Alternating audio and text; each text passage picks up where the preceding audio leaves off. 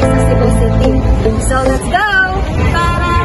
Tara, sumawat ka sa akin, sumawat ka sa akin, lakbay, lakbay, lakbay.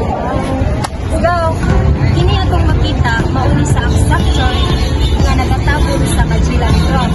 Mura ni siyang kapilya nga naa sa tunga sa Plaza Cebu at bang sa Cebu City Hall.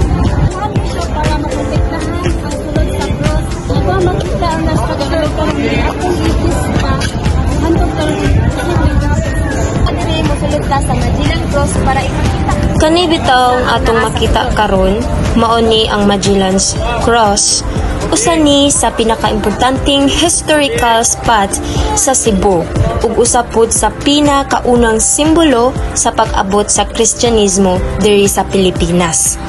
Pero kabalo mo, kani nga cross dili na ni ang original.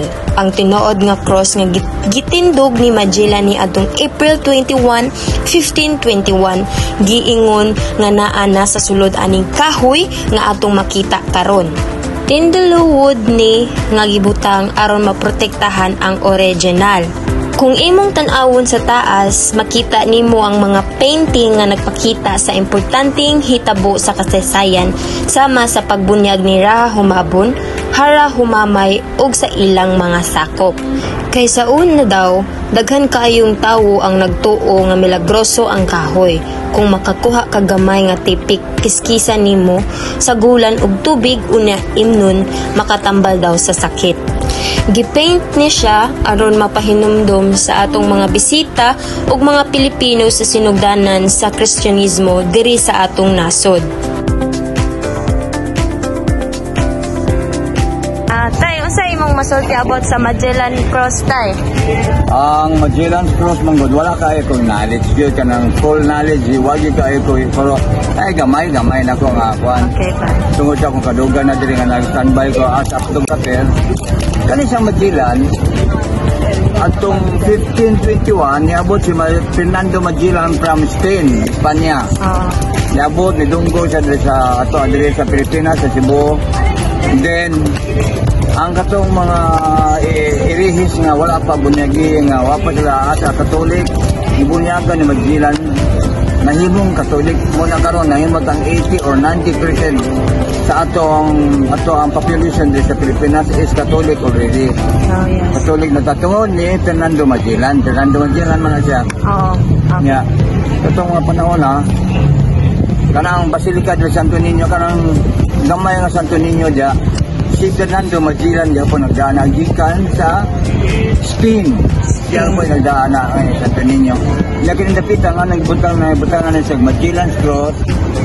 Originally planted ang cross diri gitanom ang cross diri nga kahoy. Tindalo wood kahoy nga tindalo ang pangalan.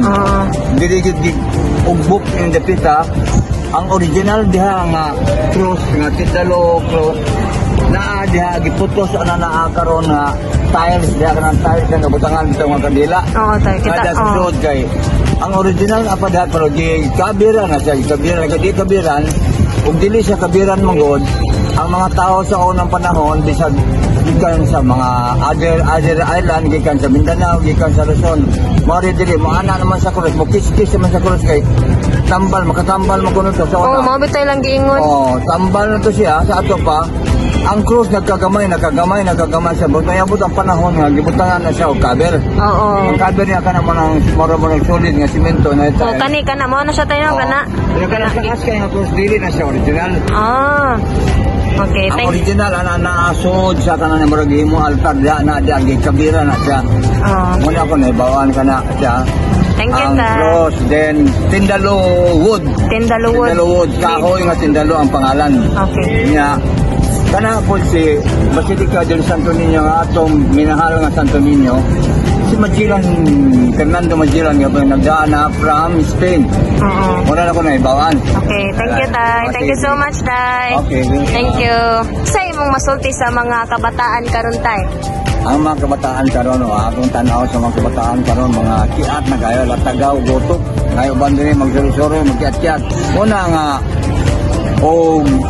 mahimog yun sa mga kabataan karon ibalik ang sa unang panahon nga kinahanglan mahimo silang knowledgeable sa mga atong history, atong mga historical area, atong history ay lagi ng kuno ni about ni Rizal, about ni Magellan, daghan pa ang mga history diri kinahanglan nao ka to mga estudyante naman na sa eskwelahan makita man na sa kuan kinahanglan yun ka nya magtinarong jud Dapat makaibalo gid sila unsay nahitabo sa una yes tay. dapat maibalogin sa unsay nahitabo sa unang panahon nga wala pa mga tao wala pa gaya mga tao ng panahon na kaya araw nung madagko po lang mga anak na po sila i-share nga ito lang mga anak Sakto. Salamat tay. Thank you kayo sa pag-share.